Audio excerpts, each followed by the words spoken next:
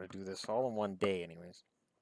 Just while I'm uploading parts 1 through 4, let us discuss 5 through 9, and I will continue to avoid the fact that this is wrinkled from having been stowed away in my dresser. I didn't realize I'd stowed it away in there. It was just kind of one of those hurriedly things that I did, but it's Doctor Who. So like I have to find a Doctor Who shirt, and it can't be the same Am I a Good Man t-shirt. I have 3 different Am I a Good Man t-shirts because BBC sends them free with an order over $50. So I'm like, I'll take another one because it's a free shirt. But it makes it look like I never have another Doctor Who shirt ready or that I don't wash that one. And in reality, I have 3 copies of it.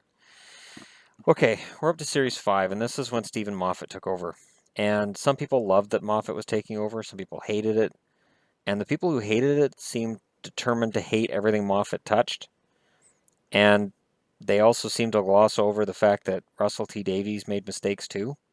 It's impossible to run a show about this subject matter where the Doctor's going to change every few years and not make mistakes. Companions change constantly. The storyline's going to change. And it's impossible to get it right every time.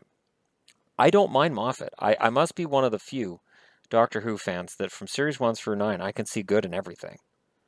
I don't hate any of it. I mean, if you watch the first half of this video, Series 2, I rip it a new one, because Series 2 to me is the worst. Almost. I will get to the worst in a minute. Here's Series 5. Series 5 was the first Matt Smith series. They introduced the absolutely fucking stunning Karen Gillan. Amy Pond is easily the best looking companion right from the start. Okay? And they knew what they had. That's why she was a kissogram. That's why she was dressed in the sexy cop outfit. They knew what they had. Okay? And you could tell it probably wasn't a gay man running the show anymore. It was probably a straight guy. He hires a very leggy, tall woman to play the companion now. So I can see how some people would have been probably put off by that, and the fact that Matt Smith was young and sort of trendy, and he had the bow ties are cool, and he had so many catchphrases. But Moffat would make up for that later. The first episode, The 11th Hour, honestly, there's no episode that I could show anybody to prove that the Doctor is a hero greater than The 11th Hour. That is the greatest entry. First episode for a Doctor. Yeah, it's up there. And I would say the best first episode for a Doctor, in my eyes, is The 11th Hour. Rose, I put in a second. Christmas Invasion is third, just because David Tennant's barely in it. And then the new Doctor, Peter Capaldi, his first episode was just hard to get through. You appreciate it more with repeated viewings, but that first time you go through it, you're like, wow, I don't know about this. This may be horrible. The first adventure he goes on with Amy is The Beast Below, which is an okay episode, not great. Victory of the Daleks is cheesy, and it introduces the Skittles Daleks, the multicolored Skittles Daleks, which look fun. They don't. That kind of betrays the whole spirit of the Daleks in the beginning, that there is no one Dalek above any other, and they're just an army of killing machines. Now they're Skittles. That was followed up by The Time of Angels and Flesh and Stone, which is a two-parter with the Weeping Angels. Amy has to close her eyes because the image of an angel in her eye is coming out, and if she opens her eye, it'll come out. But if you close your eyes, it's darkness, right? And you can't see it. So when you can't see an angel, it can move. So why can't it just grow and just come out of her eye and kill her? I like that whole idea. I didn't understand, but when you look back and you rewatch it, you understand that's just a convoluted way to have that moment where the Doctor from the future comes back and talks to her. So, because they revisit that with the Pandorica Opens episode, or no, the Big Bang episode. Vampires of Venice follows with that, which is the first one where Rory goes with them because the Doctor feels bad because she kind of wants to bang the Doctor, and he's like, we should bring your boyfriend along so you don't try to bang me again. And it's not a great episode. Amy's Choice is okay. It's a weird one. That's where Rory falls out of the universe. The Hungry Earth Cold Blood is a two-parter that I don't really like. The Silurians are not a race that I'm a huge fan of either. I love Madame Vastra, don't get me wrong. but just in general. I guess the Paternoster gang takes two of the weaker aliens, puts them together, and somehow it works. Vincent and the Doctor. I know everybody loves that episode, and it is a tear-jerking moment when he's looking at his own paintings in the future in a museum. But to me, it just feels like kind of filler. And as much as I love the Vincent Van Gogh performance and the little flirtation with Amy and whatnot, I'm not a huge fan of the episode. I think the monster thing in it is really stupid, and I just that's probably what loses me. Um, the Lodger is fantastically funny. James Corden has moved on to a very lucrative career as a late night talk show host. He was fun in this episode. I think Matt Smith playing soccer was awesome, and just the Doctor trying to be just a regular, normal human was fun. There's some good moments in this, and it has a really sweet, happy ending, and it introduces us to the Silence. What's that? Oh no, the Silence aren't in the episode, but go back and rewatch it. And the spaceship that's on top of his house looks suspiciously like the set that the Silence are in when they're infiltrated by the. It's the same basically. So you don't see the Silence, but you wouldn't see them, right? Because as soon as you're not looking at them, you don't remember seeing them. So yeah, and of course that set up the two-parter, the Pandorica Opens and the Big Bang. Fantastic, amazing. The Pandorica Opens and the Big Bang are amazing episodes that use a convoluted way to tie up the season. Convoluted in that it doesn't make sense when you think about it. You're like, okay, wait, so you got to destroy the universe to save... No. Oh, you're going to reboot the universe. No, that doesn't make sense. But if you don't think about it, it's a pretty good episode. Just don't think about it. And then at the end when it's like, oh, you're at my wedding, you have to be here, you're the Doctor. And then, oh, here I am. And it's like, what? Don't think about it. Just don't. Just don't. Now, Series 6, I don't have the entire season as a one part because it was more money to buy the single part than the two. And the only difference is you get more behind the scenes stuff with the single one instead of the two, and I don't really care about the behind the scenes stuff because this in my eyes is the worst series they've done. No, I'm serious. And let me explain why. It starts with The Impossible Astronaut and Day of the Moon. Fantastic two-parter. Love that two-parter. I have no complaints about that two-parter. I'm serious. That is a fantastic two-parter. Great 2 episodes. And if you could continue the season with that fantastic start and the introduction of the Silence and how creepy and weird they are, it's fantastic. Then the Curse of the Black Spot happens, which is the Amy can fight with a sword thing. And as soon as I saw Amy sword fighting, that's when I walked away from the television. This is the only episode of Doctor Who I have never actually sat all the way through. I can't. It's so stupid.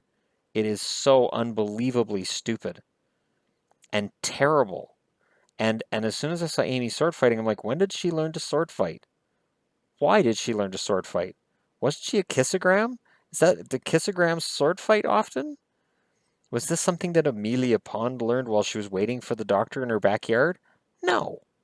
So yeah, I was done. The Doctor's wife, which of course features the TARDIS's consciousness being downloaded into a woman's brain. There's some fun moments in the episode, but I really don't like it very much. And I find that they work so hard to create this villain that can defeat the Doctor that when they defeat the villain, it's really, really weak. It's just in general, it's weak. The Rebel Flesh and the Almost People, terrible. Terrible two-parter. And I don't know what the point of it was. Other than that two-parter is to establish it so that Amy Pond is a ganger, a doppelganger, but they call them gangers. I'm like, that doesn't sound friendly or family friendly or kid friendly. Just call them doppelgangers. DGs. Don't call them gangers.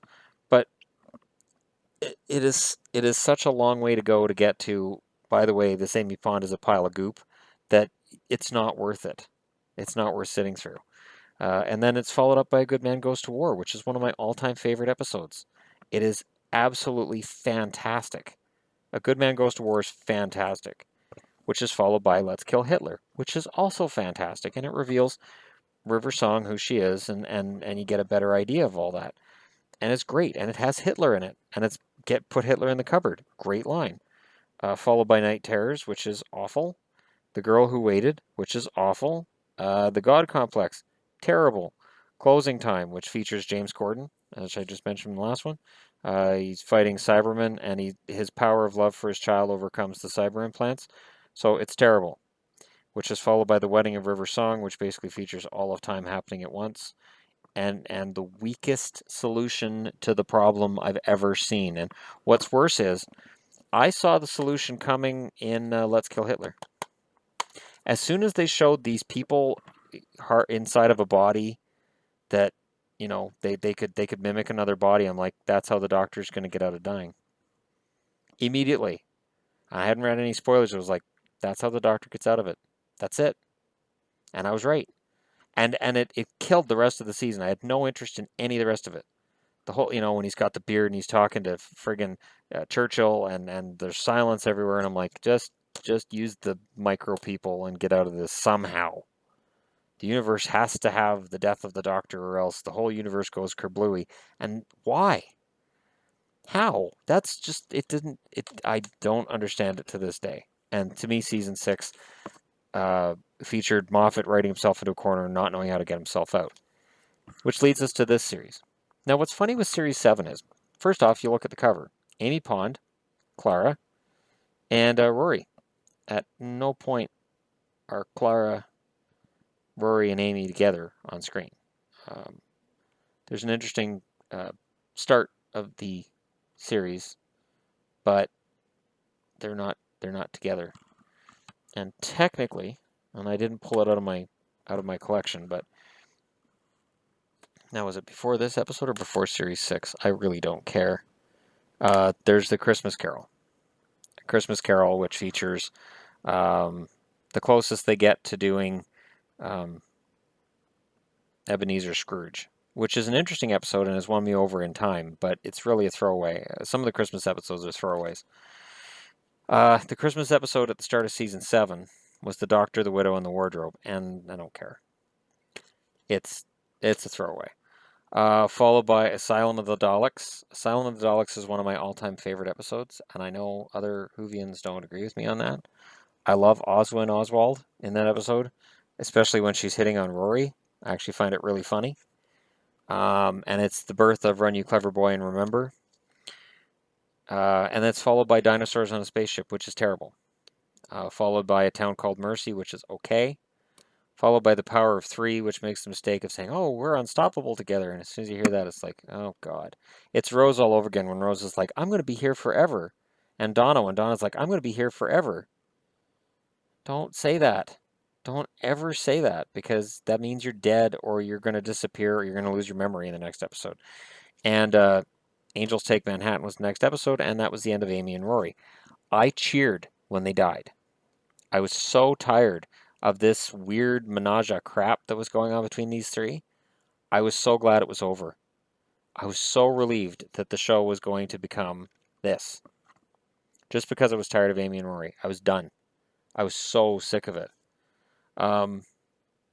Because the next episode was The Snowman, which featured Clara, a version of Clara. And has a touching moment towards the end of it. Like, I genuinely cried the first time I saw it. And then The Bells of St. John, which you can look at Snowman and The Bells of St. John and say they're a two-parter. And I treat it that way. If I watch The Snowman, I'll pop in Bells of St. John right away after, because to me that's a two-parter. Bells of St. John is so much fun, and it is one of those episodes of Doctor Who that kind of makes fun of itself. And a lot of people don't like it, because there's a lot of people don't like Clara. I love Clara. I think she's fantastic. And I think the Bells of St. John show that. And the fact that the Wi-Fi password is Run You Clever Boy and Remember is hilarious. And basically it's her Bad Wolf. Run You Clever Boy and Remember is basically Clara's version of Rose having Bad Wolf everywhere they go. And then they go to Rings of Akhaten, which I admit, Rings of Akhaten is a little heavy-handed, and take them all, take it all. There's a fantastic speech there by the Doctor. Matt Smith is fantastic with speeches. and Stephen Moffat knew that, so there was lots of speeches for that doctor. And then Clara with the leaf, and it's like, it's okay, but again, it's the power of love saves the day, which is a very common theme with Doctor Who. Cold War, I don't like Cold War. I fully admit I don't like Cold War. Hyde, I'm okay with Hyde. Hyde, the part of Hyde that I like is at the very end, where he realizes they're not supposed to run from this creature, they're supposed to save it. That's funny. And then when he's right up in the face of this medium and saying, "What's wrong with Clara? What's wrong with her?" And she's like, "Nothing. Clara's just a regular normal woman. What are you talking about?" He's like, "No, she isn't." That that darkness, that hint of the doctor's really angry because he can't figure out what's wrong with Clara and why she's with him. It's fantastic. It's great. But the rest of the episode is just kind of there. Journey to the Center of the TARDIS.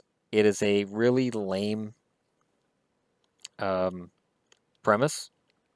Okay, these junk scavengers who pick up the TARDIS. One of them thinks he's an android, but he's not. It's lame. But again, it features the Doctor confronting Clara in a moment she forgets until later on, and it's kind of scary how he gets right in her face like there's something wrong with you. And she genuinely doesn't have a clue what he's talking about. She's genuinely terrified of him, and I would be too. The Crimson Horror is iffy. The Crimson Horror, the Paternoster Gang makes it watchable. Anytime that Strax is on TV, I will watch, and I guarantee I will laugh my ass off. Strax, just the fact that he's ready to melt everybody down with acid in every scene makes him awesome. He can't tell boys from girls. He has no regard for anybody's safety, including his own. He is fantastic, and yet at the same time, he listens to everything Madame Vastra says without asking questions. Be interesting to see an episode of how they met and how that dynamic took place, because they never really established that. Nightmare in Silver is pretty cheesy. I will admit, Nightmare in Silver is pretty cheesy. It's one of the lesser of the Cybermen episodes. And then you got the weird thing with I'm the Emperor, but I've been sitting underneath this guy's desk, and now I got to go back and lead my people. And oh, by the way, Clara, will you marry me? And it's like, this is really, really strange. And it sort of establishes Clara as being the one in charge over the Doctor, which makes a lot of people angry. A lot of people angry. And the next two series are going to feature the same thing. And then the name of the Doctor is the official end of this series. So you buy this series, it does not show the regeneration. And that's the bad news. Because if you buy the final series of Matt Smith, the regeneration should be on it, and it's not. That's a criticism of whoever put it together. Looking at you, BBC. But Name of the Doctor is a very good episode. I really, really enjoy the Name of the Doctor. I honestly really enjoy the whole Trenzalore thing, the fact that the TARDIS grows bigger, that the inside leaks out to the outside and it gets bigger when it's degrading and dying. It's a really interesting story, really interesting part. And that's when I start really enjoying River, just before she leaves. So that's the one episode where I look at River Song and I say, you know what, I buy it. That's the first time where I went, you know what, I buy the two of them love each other. I buy it. I get it. Totally get it now. So that was interesting. And then the Day of the Doctor takes place after that. The Day of the Doctor, which I don't have right now, is, of course, you have your David Tennant, your Matt Smith working together. Fantastic. They work really well on the screen together. The War Doctor is brought in, played by John Hurt. He's amazing. The War Doctor is amazing. It was supposed to be the 9th, but Eccleston said, stick it, which Eccleston has said ever since he left the show after Series 1. Fine. So they went, we'll just put in the War Doctor. That way, the 11th is technically the 12th, so he doesn't have any more regenerations, and he knows this. He just hasn't told anybody. And now, we're going to have to make up a series of how he gets that new regeneration cycle. Day of the Doctor's fun, hilarious. There's a lot of plot holes in it. It's kind of a weak villain, but the villain doesn't matter. What's important is that you get the doctors together and they work together, and that the War Doctor understands why the moment is a bad idea. The moment is played perfectly by Billie Piper. Billie Piper came back in series 4 and she looked awful. She looked like she hadn't eaten in months. She was too skinny. She wasn't talking properly. It was like she had extra teeth. Oh, you know when you've got like Dracula teeth in and you try to talk and everything's kind of well, that's what she sounded like. And it was hard to reconcile that with this beautiful girl that left at the end of series 2. It was only 2 years earlier. So when she comes back as the Moment, she's fantastic again. She looks beautiful. Her speech is completely clear, and she is flirting with evil, and she's Bad Wolf. She's not Rose Tyler. And then at the end, when the War Doctor says, "Bad Wolf girl, I love you," or however he puts it, or Bad Wolf girl, I could kiss you," whichever one it was. I don't have it, so I can't check. It is one of the funniest lines ever, because of the way David Tennant reacts. Like, what? Bad Wolf? And that 11 basically just brushes it off because he is so far removed from Rose that he doesn't really think about her. He's the Amy Pond Doctor. He thinks more about Amy Pond. So that was fun. And then after Day of the Doctor, we go to in the Time of the Doctor, which is the final episode, and it had to have a Blu-ray, or it had to, well, this is Blu-ray, DVD and Blu-ray release of its own, because you have to make your money, don't you, BBC? It is a fantastic finish that features all the villains coming together to find out why this message is being broadcast through the world, or the universe, all time and space. Doctor Who. I really greatly enjoy this episode, right from Matt Smith showing up at Clara's family's place naked. Hilarious. The grandmother's reaction is absolutely perfect. And every little thing in this episode is great. Even up to Clara at the end being the one that talks the Time Lords into giving him a new set of regenerations. It's fantastic. I love this episode. And the regeneration itself is so much fun. And it's fantastic. It really is. It's so much fun. I was very, very, very skeptical, though, when I saw the way Peter Capaldi debuted and do you know how to fly this thing? And I'm like, oh God, please tell me he's not going to be a bumbling doctor. Because I can't handle a bumbling doctor. 8 series. Wow. So Deep Breath was the hour and 15-minute long introduction, and it is bloated. And I thought it set up a lot of things that didn't pay off later. I thought they'd go back and show us how they ended up swallowed by a dinosaur. I thought that this series or the next series would show, like, it would be circular. It would go back to how that happened, how they ended up in prehistoric Earth, what was going on there. Like, I thought we were going to see all kinds of adventures, and then we didn't. Deep Breath introduces us to a doctor who does not have a catchphrase, who does not have all of the cutesy little things that 10 and 11 had. This is your old-fashioned doctor for Doctor Who. And it's established early on because after Deep Breath, you get into the Dalek, which is fantastic. Love Rusty. Absolutely amazing episode. Into the Dalek is one of my all-time favorites, and it shows that when you have a singular Dalek in an episode, as proven in the first series with Dalek, as proven in this one, you can have a really amazing episode when you don't have just all these nameless Daleks running around. Robot of Sherwood, which is the Robin Hood episode, I expected to hate it. I didn't. It is passable. The fact that it is passable and it is entertaining and it's kind of fun, I didn't expect that. Listen is terrifying. I still don't know what was underneath that blanket. My brain has something created that was under that blanket that is far worse than anything that show could actually show me. And it leaves you thinking, okay, so this was all in the doctor's head, but was it? Was all of it in his head? Really? And again, because Clara becomes the one that started all of it, everybody goes, oh, this is all about Clara. It's not even about the doctor. Not even about the doctor. Time Heist, I'm not a huge fan of Time Heist. I think it's kind of filler. The Caretaker is fun. I enjoy The Caretaker. I enjoy the play back and forth between the Doctor and Danny, but in terms of it being a strong episode, I don't see it. Kill the Moon gets a lot of verbal abuse online. I enjoyed it. I'm sorry, but I did. I know I'm not supposed to. I know I'm not allowed, but I enjoyed Kill the Moon, and I'm sorry. Is it goofy? Yep. Is it stupid? Sure. But is it fun? Yeah, it kind of is. And he does it to kind of make it up to this poor girl because he told her the episode before that life is useless and so are you. You know, you're kind of a worthless human being. Deal with it. So when she's sad about it, he goes, "Fine, I'll make you the first woman on the moon." Does that help? It was fun. Um, Mummy on the Orient Express, I really enjoy.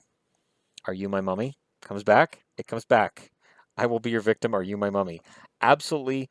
Capaldi really started owning the role at that time. Flatline is a fun little episode. In the Forest of the Night is slow and not very good. Dark Water and Death in Heaven is a two-parter that I enjoy. The Missy reveal as the Master was kind of anticlimactic because we all had it figured out. We did. We had, it was so obvious, you know, and I mean, I at the time I was like, well, let's try to come up with some crazy theory about who it could be. And then when it's like, I couldn't very well call myself Master, could I? And it's like, it's the Master. It's just, you know, it's just easier that way. And then this happens. I'm trying to get through this quickly, but you just can't. You just can't. So we're up to season 9.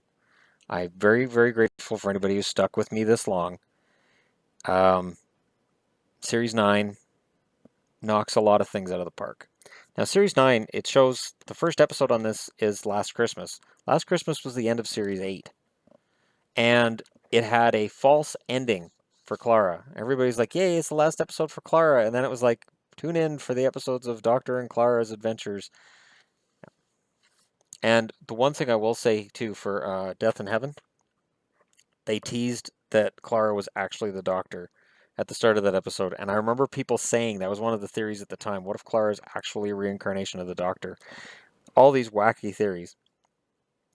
I really enjoyed Last Christmas, though. It is a fun episode. My favorite line is, "Those look like the face huggers from Aliens." It's a horror movie, and the Doctor saying, "Horror movie called Alien. No wonder aliens, or no wonder other worlds are always trying to invade you." It's a great line, delivered much better by Capaldi than by me. Peter Capaldi in Series 9 really owns the role. He's fantastic. And I really enjoy him and Clara in this series. There's no romance. I was worried there would be. I speculated there could be, but thankfully there wasn't. The Magician's Apprentice and The Witch's Familiar are fantastic two-parters. Missy is funny, diabolical, and pure evil all at once. She tries to get the Doctor to kill Clara, and he thinks about it. He this close to shooting Clara, but he realizes something's wrong, and then he tells Missy to run. Missy's back next year, by the way, so she will be with Daleks the next time we see her, is my guess. And it'll be interesting to see what happens when she's with Daleks and dealing with the Doctor and his new companion, and if she's going to needle him about the fact that Clara's gone and where is she gone, and is she really in, you know, whatever she's in. Following that was Under the Lake and Before the Flood, which is also a two-parter. Very good. I didn't expect it to be good. The first part is better than the second part, though. Under the Lake I like better than Before the Flood. I thought Under the Lake was dark, and then Before the Flood just fixed everything. Here, it's all fixed. And it's like, you didn't really need to fix that. But they did. Following that is The Girl Who Died, The Woman Who Lived, which sets up Maisie Williams as the hero and villain of the season. At the end of that episode, The Woman Who Lived, I said, she's a villain now. And I said that even though online everybody was like, oh, it's so cool, and she's a hero, and she's going to be another companion. I'm thinking, she hates the Doctor. The Doctor made her live forever. No, she's not going to love him for that. She's going to be very angry. So that was a very fun little two-parter. And it is then followed by the Zygon Invasion and the Zygon Inversion. Oh, the Zygon Inversion speech. Oh, it's hard to say which one's the best speech. There's so many good speeches by the Doctor. But that one is really, it is the one that I push. When somebody says, I don't know if I want to watch Peter Capaldi's The Doctor, I send them that clip. Go to the BBC site, and I send them that clip, and I say, watch this and tell me you don't want to find out how you get here. And I haven't had anybody come back to me yet and say, well, I'm still not interested. They all say, yeah, that looks really good. So it's fantastic. Sleep No More's terrible. Face the Raven is stupid. Face the Raven drives me insane because what causes Clara to die is stupid. She knows better. He's like, well, her ego got too big. No, she just got stupid in that episode. Just dumb. really, really, and for no reason. It didn't help. She just made sure she died. That's it. But that face, that setup, Heaven Sent and Hellbent, which are, again, there's a great speech by the Doctor in it. And it doesn't involve catchphrases. There's no Allons-y. There's no Geronimo. He even stopped saying "shut up" in the ninth season. During the eighth season, I'm like, I think "shut up" is his catchphrase, but it's a really great two-parter that features him finally getting back to Gallifrey and not being very happy with them. You find out that he wanted to get back to Gallifrey to deal with the people who were responsible for the Time War and responsible for putting him in the position where he potentially had to destroy all of his own people and the Daleks all in one fell swoop. So that was quite the two-parter, and I absolutely love it. And I hope what it set up at the end of it, there's a payoff in season 10. And then the series ends with the Husbands of River Song. I loved River Song in The Time of the Doctor. No, Name of the Doctor. I had it right the first time. And I absolutely love her in The Husbands of River Song. That episode is so much fun, and it was needed fun after how Hellbent and Heaven Sent really were, like really, really heavy-handed. And Husbands of River Song was just a perfect ending for River Song's time in the TARDIS. And apparently both Matt Smith and David Tennant were not very happy with her for agreeing to be in an episode with Peter Capaldi, especially Matt Smith, who felt like she was the 11th Doctor's wife and not the 12th. She shouldn't be in episodes with him. And Matt was wrong. This was a great way for her to go, because there had never been that circle was never complete. He never gave her that future sonic screwdriver. And until that moment happened, people could speculate, well, River's coming back, River's coming back. Now that circle's complete, it's not going to happen, she's gone. And it's in such, and it's not heavy-handed. And I, honestly, the chemistry between Alex Kingston and Peter Capaldi, I buy it way more than I ever would have with her and Peter Tennant, or her and David Tennant, or with Matt Smith. Her and Peter Capaldi have this amazing chemistry together every moment they're on the screen together. And that's why 9 is my favorite season. Honestly, 9 was my favorite season. So that's my general feelings on all of Doctor Who. I will be discussing this more in depth. The videos will be shorter because I'll be dealing with one episode at a time or a couple at a time, not the entire series. Anyways, if you made it all the way through this, thank you for watching. I appreciate that, and there will be more TV, movie-related things on here, but there will be a lot of Doctor Who as well, because Doctor Who is an amazing show. It is my favorite, which has sadly been off the air for almost a year now, and it's not back till Christmas, and that's only one episode, and then it's back in the spring. So I have till spring to get through before I get my fix. And I have a funny feeling that since it's Moffat's last year, it'll be worth it. Moffat gets a lot of criticism, but if you go through and look through this almost an hour I've been talking about it, I had just as much criticism of Russell T Davies stuff as I do of Moffat's. I don't color or sugarcoat that there's parts where both of them have missed, but the series in general, the whole thing put together, it's a pretty fantastic ride, and I'm looking forward to Series 10.